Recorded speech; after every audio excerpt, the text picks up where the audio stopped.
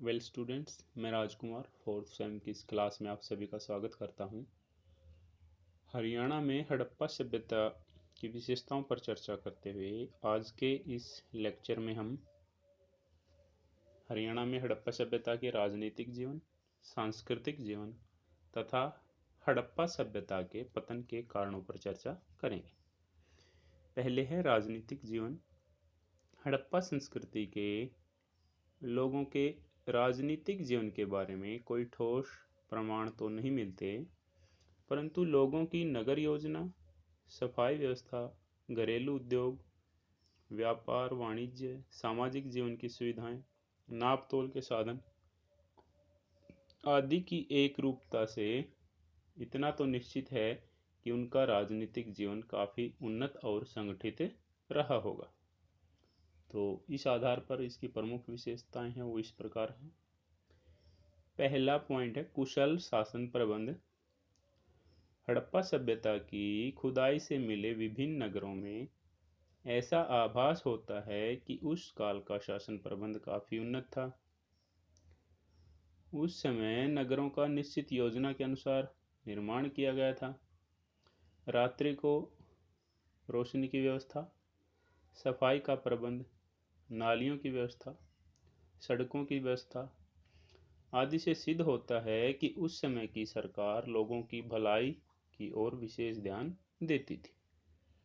मोहनजोदड़ो में एक बड़ा हाल भी मिला है जहां शायद आम सभाएं हुआ करती थी। इसी प्रकार का 60 गुणा 80 फीट के आकार का एक बड़ा कमरा हरियाणा के राखीगढ़ी से भी प्राप्त हुआ है, जहां संभवतः ये लोग बैठक इत्यादि करते होंगे। नेक्स्ट है राजनीतिक संगठन। विद्वानों का मत है कि हड़प्पा तथा मोहनजोदड़ो सिंधु संस्कृति के राज्य की दो राजधानियां थी। यहाँ से पूरे हड़प्पा साम्राज्य पर नियंत्रण रखा जाता था।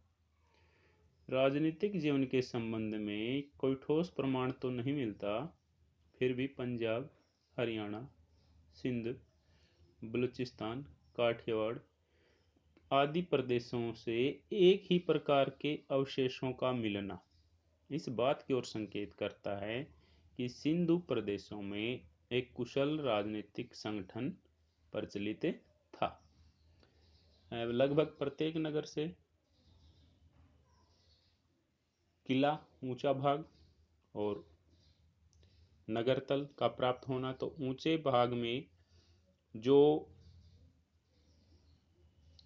भवन मिले हैं वहाँ शासकों और अन्य अधिकारियों के रहने के स्थल उन्हें माना गया है। तो इससे भी ये निश्चित है कि वहाँ एक संगठित राजनीतिक व्यवस्था का प्रचलन था। नेक्स्ट है आय के साधन। हड़प्पा तथा मोहनजोदड़ो से प्राप्त बड़े बड़े गोदामों के खंडहरों से अनुमान लगाया जा सकता है कि हड़प्पा सरकार की आय का मुख्य साधन भूमि कर रहा होगा, जिसे अनाज के रूप में वसूल किया जाता होगा और इन गोदामों में रख लिया जाता होगा। लेकिन यह दावे के साथ नहीं कहा जा सकता कि सरकार उपज का कितना भाग भूमि कर के रूप में वसूल करती थी। नेक्स्ट है अस्त्र शस्त्र। हड़प्पा संस्कृति के लोगों के अस्त्र शस्त्रों में भाले, तीर कमान, गदाएं, छुरे, उस्तरे तथा कुल्हाड़ियां महत्वपूर्ण थे। शायद ये लोग ढाल तथा कवच आदि का प्रयोग नहीं करते थे। विभिन्न स्थानों की खुदाई में कोई भी शस्त्र लोहे का नहीं मिला है। हड़प्पा सभ्यता के लोगों के सभी अस्त्र शस्त्र तांबे, कांसी तथा पत्थर के बने हुए थे। विद्वानों का मत है कि हड़प्पा लोग शांति प्रिय थे और उन्हें किसी के आक्रमण का भय नहीं था। नेक्स्ट है सांस्कृतिक जीवन। सिंधु घाटी सभ्यता के लोगों ने मूर्ति कला, मिट्टी के बर्तन बनाने कला, आभूषण बनाने की कला तथा चित्रकला आदि क्षेत्रों में भी विशेष उन्नति कर ली थी। तो इसका वर्णन इस प्रकार है। पहला पॉइंट है मूर्तिकला। सिंधु घाटी सभ्यता के शिल्पकार मूर्ति निर्माण में बहुत निपुण थे। ये मूर्तियां पत्थर, टेराकोटा और धातु से निर्मित की जाती थी। पत्थर से निर्मित मूर्तियों में से मोहनजोदड़ो से प्राप्त एक दाढ़ी वाले व्यक्ति की मूर्ति अत्यंत प्रभावशाली है। यह मूर्ति सफेद पत्थर से निर्मित है।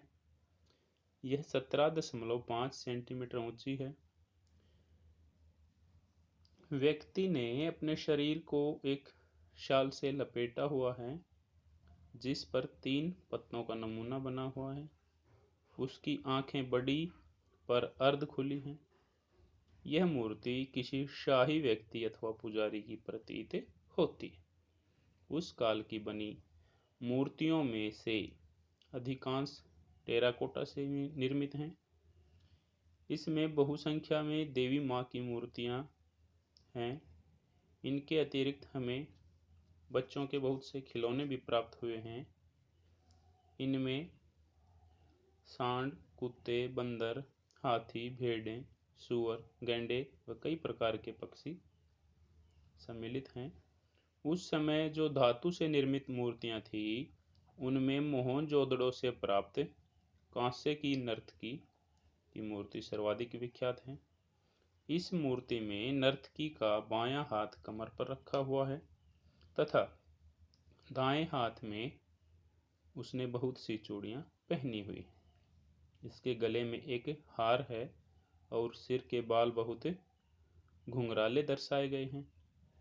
हरियाणा के पुरास्थलों से भी मूर्तियां अनेक प्रकार की मिली हैं। इनमें बनावाली से मिली हल्की प्रतिकृतियां, हल्का मॉडल प्रमुख है। अन्य पुरास्थलों से भी अनेक प्रकार की मूर्तियां मिली हैं जो इस सभ्यता के लोगों की मूर्तिकला निर्माण की दक्षता को दर्शाती हैं।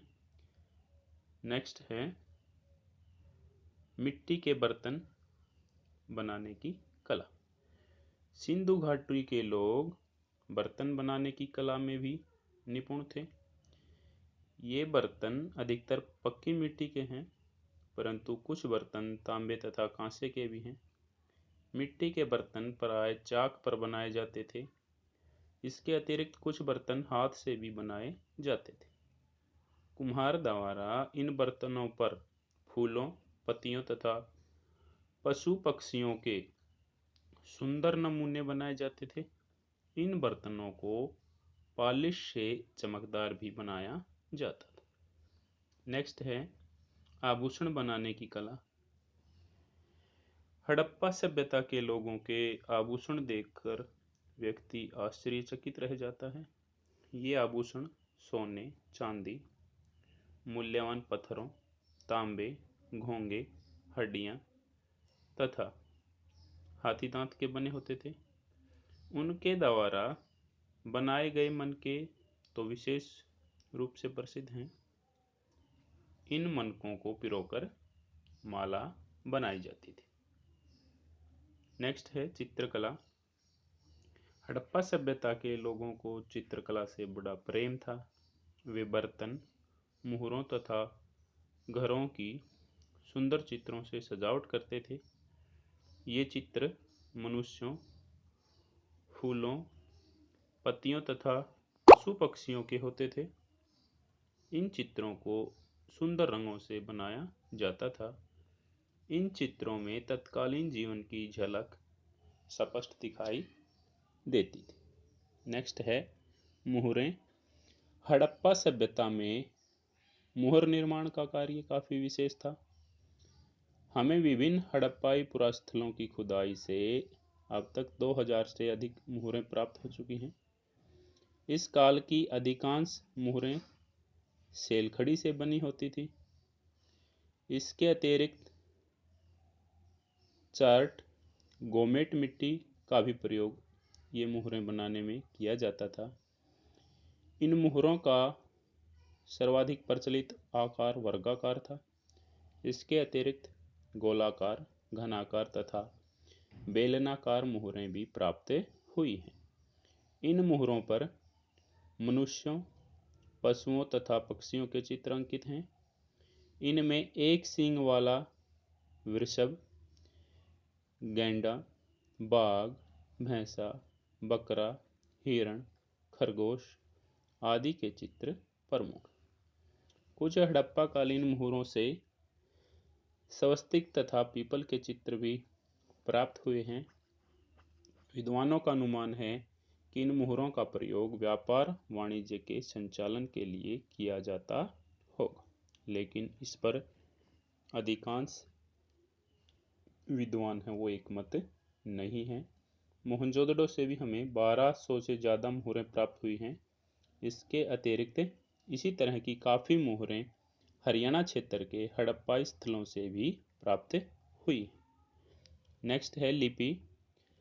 हड़प्पा सभ्यता के अध्ययन का सबसे दुखद पहलू यह है कि इनकी लिपि को आज तक पढ़ा नहीं जा सका। हड़प्पाई लिपि है वो चित्रमय लिपि उसे कहा जा सकता है। अब तक हड़प्पा के पुरास्थलों से 500 से ज़्यादा ऐसी मोहरें प्राप्त की जा चुकी हैं जिन पर कुछ न कुछ अवश्य लिखा होता था। तो अब तक के अध्ययन के आधार पर कहा जा सकता है कि यह लिपि दाएं से बाएं लिखी जाती थी। इसमें कुल वर्णों की संख्या है वो 400 से भी अधिक है। अब तक इसे न समझ पाने के कारण कुछ लोग इसे रहस्यमय लिपि भी पुकारते हैं। नेक्स्ट है हड़प्पा सभ्यता के पतन के कारण। तो लगभग 2800 ईसा पूर्व से 1700 ईसा पूर्व तक फली फूली सिंधु घाटी सभ्यता 2300 ईसा पूर्व से 2200 ईसा पूर्व तक अपने विकास की चरम सीमा पर थी। हड़प्पा के प्राचीन अवशेषों से पता चलता है कि अपने अस्तित्व के अंतिम चरण में यह सभ्यता पतनोन्मुख थी। 1750 ईसा पूर्व के लगभग इस सभ्यता का पतन है वो आरंभ हो गया। विभिन्न इतिहासकारों ने हड़प्पा सभ्यता के पतन के भिन्न भिन्न कारण प्रस्तुत किए हैं, जिनका वर्णन इस प्रकार। पहला है बाह्य आक्रमण। Garden child, wheeler, Stuart Piggott आदि इतिहासकारों ने आर्यों द्वारा आक्रमण को इस सभ्यता के पतन का कारण माना है। संभवतया आर्यों ने सिंधु घाटी के लोगों पर आक्रमण किए। लोहे के हथियारों व लड़ने में अधिक निपुण होने के कारण आर्य विजयी रहे और उन्होंने इस सभ्यता को नष्ट भ्रष्ट कर दिया। मोहनजोदड़ो के एक ही कमरे में 13 मृत व्यक्तियों के अस्थिपंजर प्राप्त होना, गली से बालकों व स्त्रियों के अस्थिपंजर के ढेर मिलना तथा बलूचिस्तान में हुए उत्खनन से इन नगरों को जलाकर नष्ट किए जाने के प्रमाण इस तथ्य की पुष्टि करते प्रतीत होते। ऋग्वेद के कुछ मंत्र भी विद्वानों के इस मत का समर्थन करते। नेक्स्ट है जलवायु परिवर्तन। आर.एल. स्टाइन, अमलानंद घोष ने जलवायु परिवर्तन को सिंधु सभ्यता के विनाश का कारण माना है। उनके अनुसार राजस्थान, पंजाब आदि क्षेत्रों में पहले काफी वन थे और अच्छी वर्षा होती थी। ईंटें पकाने व मकान बनाने के लिए वनों को काटा गया। परिणाम स्वरूप वर्षा में कमी आई और पैदावार निरंतर घटती गई। नदियों का पानी सूखने लगा। जलवायु परिवर्तन की इस स्थिति ने सिंधु सभ्यता को विनाश की ओर अग्रसर किया। नेक्स्ट है भूकंप। कुछ विद्वान सिंधु क्षेत्र में आए विशाल भूकंप को सभ्यता के पतन का कारण मानते हैं। उनके मतानुसार भूकंप के झटकों के कारण ये प्रदेश नष्ट हुए होंगे। खुदाई से प्राप्त वस्तुओं से भी भूकंप के अनेक प्रमाण मिलते हैं। वहां से पुरुषों, स्त्रियों तथा बच्चों की हड्डियां कुओं, गलियों तथा मकानों की सीढ़ियों पर पड़ी मिली हैं। नेक्स्ट है बार्ड। M.R. Sahni, Dales, doctor Raikes के मतानुसार सैंधव सभ्यता के पतन का कारण सिंधु तथा इसकी सहायक नदियों में प्रतिवर्ष आने वाली बाढ़ें थी। बाढ़ से त्रस्त लोग अन्यत्र पलायन कर गए। माधव स्वरूप वत्स ने नदियों के मार्ग परिवर्तन को सिंधु सभ्यता के पतन का कारण माना है। नेक्स्ट है विदेशी व्यापार में गतिरोध। R.S. शर्मा विदेशी व्यापार में उत्पन्न गतिरोध को इस सभ्यता के पतन का मुख्य कारण मानते हैं। 1750 ईसा पूर्व के लगभग सिंधु वासियों का सुमेरियन सभ्यता से व्यापार समाप्त हो गया। परिणाम स्वरूप सिंधु सभ्यता का पतन हो गया। अन्य कारण इसके अतिरिक्त सर जॉन मार्शल ने प्रशासनिक स्थिरता, राणा घुंडई ने अग्निकांड तथा K.R.U. कैनेडी ने महामारियों को सिंधु सभ्यता के पतन का कारण माना है। निष्कर्ष रूप में हम यह कह सकते हैं कि सिंधु सभ्यता के विनाश में किसी एक कारण का योगदान न होकर उपरोक्त सभी कारणों का योगदान था। सच तो यह है कि सिंधु सभ्यता के विनाश के विषय में निश्चित रूप से कुछ भी कहना उचित नहीं है। अंततः बीजी गोखले के शब्दों से सहमत हुआ जा सकता है कि मानव और प्रकृति ने सम्मिलित रूप से इस सभ्यता का पूर्ण विनाश किया होगा। आज के इस टॉपिक में इतना ही। Okay, thank you.